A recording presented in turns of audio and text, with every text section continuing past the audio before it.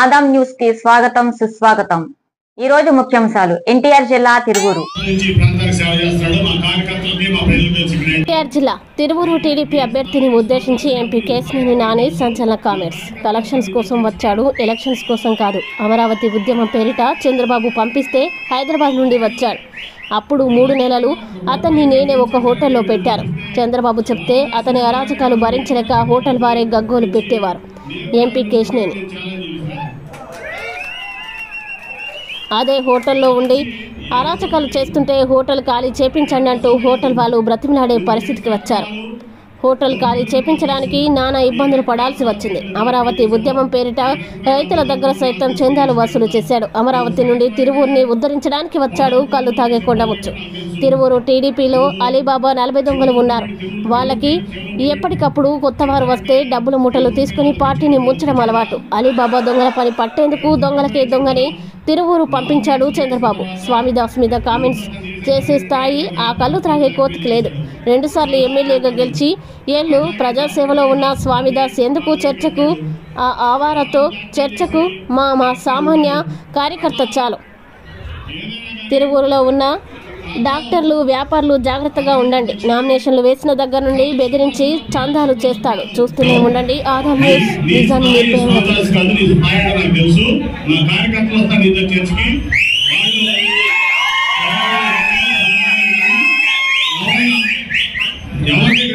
రూపాయి అవినీతి చేశారని నిరూపిస్తే స్వామిదాసు సోదరని కాదు, మేము కూడా ప్రజా జీవితంలో నుంచి నేను కూడా విరమించుకుంటానని నేను ఛాలెంజ్ చేస్తాను। అందులో వచ్చి ఏ ఊరో తెలియదు, ఏ అడ్రస్సో తెలియదు, నువ్వు చేసిన అక్రమాలు దోపిడీలు నాకు తెలుసు। ఏ రకంగా అమరావతి రైతులు బ్లాక్మెయిల్ చేసావో, ఏ రకంగా డబ్బులు దండలో నాకు తెలిసిన హిస్టరీ అంతా। నువ్వు సాయంత్రం అయితే హోటల్ రూముల్లో చేసే పనులేంటో నాకు తెలుసు।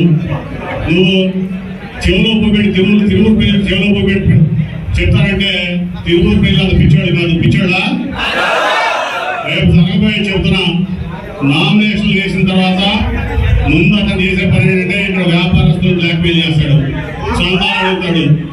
అట్లాగే డాక్టర్ని హాస్పిటల్ని వాళ్ళ దగ్గరికి వెళ్తాడు, వాళ్ళని బ్లాక్మెయిల్ చేసి కలెక్షన్ అడుగుతాడు। అట్లా ఏదైనా కానీ అతను ఇక్కడికి వచ్చింది కలెక్షన్ కోసం తప్ప ఎలక్షన్ కోసం కాదు।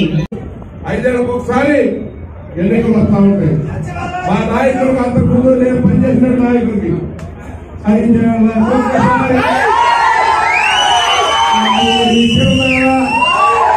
వాళ్ళ కొరకు కొత్త కొత్త కేటుగాడు దిగుతారు, పక్కపడి ముందుంటే వాళ్ళు దుఃఖమాగలంటారు, పేదోడికి అన్యాయం జరిగిపోయారంటారు। ఒక్కైనా తెల్లారే కనబడితే ఒట్టు పెట్టు, ఇది 30 years గా నేర్చుకున్నానండి। 30 ఏళ్ల ఇండస్ట్రీ ఇక్కడ। ఇప్పుడు జననేత గిరిజనాలే